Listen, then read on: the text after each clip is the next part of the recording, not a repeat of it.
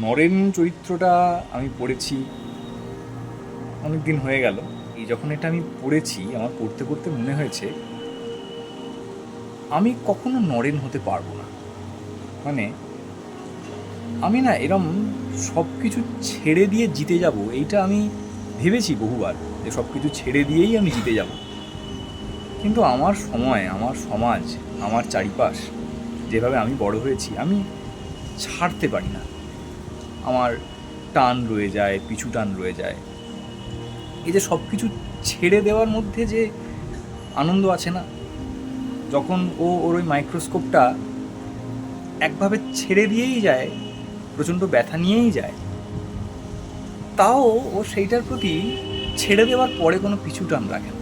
এইগুলো আমার মনে হয় আমার নরেন পড়তে পড়তে আমার খানিকটা নিজেকে নিয়ে ভাবার সুযোগ হয়েছিল যে কেন এমনটা হতে পারা যায় না জীবনে, কেন নরেন হওয়া যায় না, কেন নরেনরা আলাদা হয়ে যায়, কেন ওরা নায়ক হয়।